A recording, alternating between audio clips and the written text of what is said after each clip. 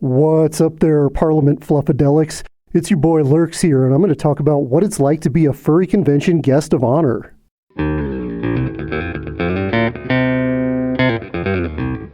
Now, before getting started, I'll give you a chance to pick yourself up off the floor in case you passed out from shock from the fact that we've actually put out 3 videos in less than 3 weeks. Yeah, it's been a long time since we've put out content that consistently. One of the cool things that happened from being guest of honor was it really reinvigorated my motivation to make more content. My new subscriber numbers and my views have been in the toilet. So this is great timing to get some motivation going again and start making weekly videos again. I've got enough ideas written down to last the next year, actually.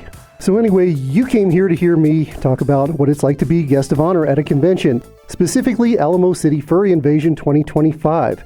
So I'm going to talk about what's involved in being a guest of honor, what you have to give, what you get back, and what the whole experience was like. So I was absolutely floored when I was contacted by the ACFI convention chair back in May 2024 and offered a slot as a guest of honor in 2025. I absolutely did not expect this to happen.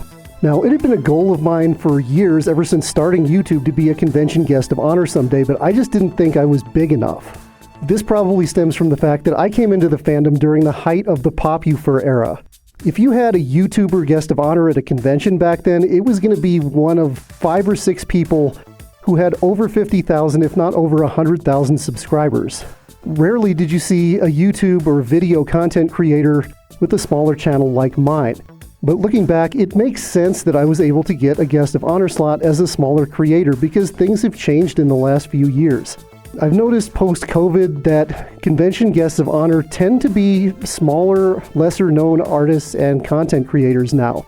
Oftentimes when I hear who the guest of honor is going to be, I have to look them up. And that's a good thing. It means conventions are largely moving away from featuring celebrities as guests of honor and moving toward featuring smaller, up-and-coming artists and creators who are trying to build a following. And that's really cool. I offer my immense gratitude to ACFI for giving me and my little YouTube channel a chance to be a GOH. So yes, you heard me right. I was offered and accepted the guest of honor position a whole year and 5 months before the convention actually happened. That's kind of normal. They plan these things pretty well in advance. Now, upon accepting the guest of honor position, I had to sign a contract. Like a real contract, I assume written by a furry lawyer or something. There were a bunch of expectations in the contract, but one of the things was a non-disclosure agreement. I could not announce that I was going to be guest of honor at ACFI until closing ceremonies at ACFI 2024 when the official announcement was made. I couldn't tell friends, I couldn't tell family, I could not tell anyone. The only people I could talk to about it were the con staff who already knew. It was tough to do, but I stuck with my agreement and I kept my mouth shut. 5 months later, when the announcement came out, I was finally able to share the great news with everybody. So what are some other things you have to agree to be the guest of honor? Well, guest of honor isn't just getting up there on stage at opening ceremonies saying, look at me, look at how great I am, and then going off and having your regular con experience. They're giving a lot to you as the guest of honor, and you're expected to give back. I was expected to be present at 6 different events, at least. Opening ceremonies, the guest of honor meet and greet, the guest of honor dinner, closing ceremonies, and 2 events that I hosted myself. Now, I actually chose to host 3 events. I did my video content creators panel, my Belfour and Lupin fans panel, and a video shoot for a song parody I'm working on. I also chose to be part of the Hot Moz challenge, which is kind of like Hot Ones on YouTube, where you answer questions while eating progressively hotter chicken wings. So over 3 days, I ended up being present for 8 different events, so my con was a little bit more scheduled out than usual. Now, to help you keep to that schedule, there was a staff liaison. We had our own guest of honor Telegram chat, and that person would ping you about an hour before an event where you're expected to be present, so you didn't forget and you weren't late. They also were constantly checking up on you, seeing if you needed anything, answering questions. It was really cool. I assume other cons have the same thing, but I'm not sure. It really helped out having this liaison. And the final thing we were expected to do was to contribute something to the charity auction. Now, my contribution was a giant inflatable banana that had been drawn on by no less than 40 different artists. And it took me most of the afternoon Sunday after my video shoot to get all that done in the Artist Alley and Dealer's Den before closing ceremonies and the charity auction at 4 p.m. So that's all the stuff I did as the guest of honor. What did I get as the guest of honor from the con? Well, this varies greatly from convention to convention. On one extreme, you might have a convention that gives you a super sponsor registration, guarantees a room in the main hotel, although you still have to pay for that room, and maybe feeds you a few times.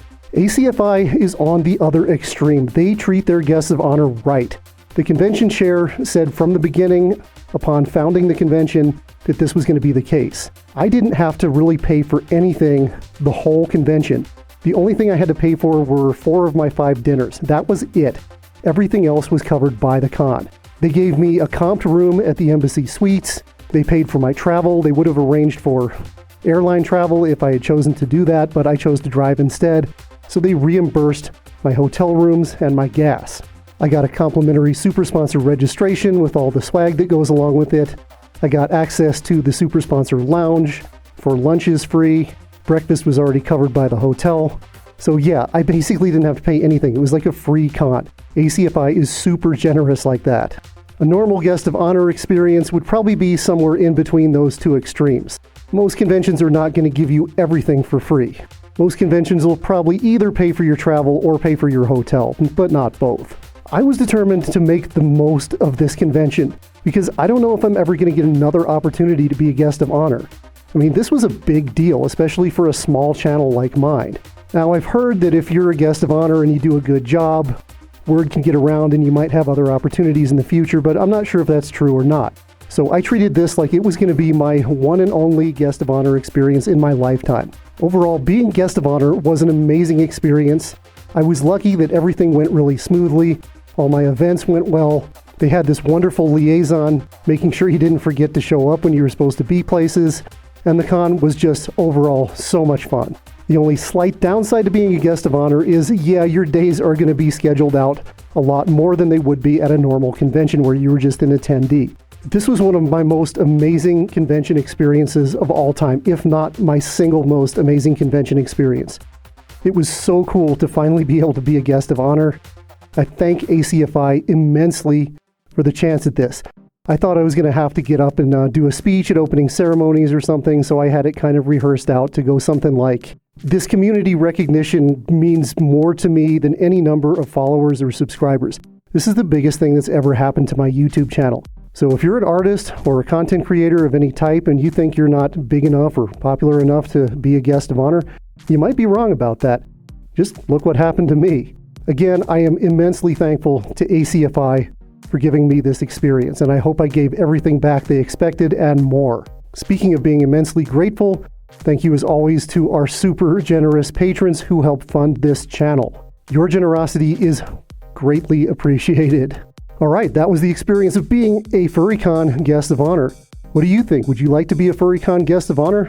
Let me know down in the comments. Thanks for stopping by.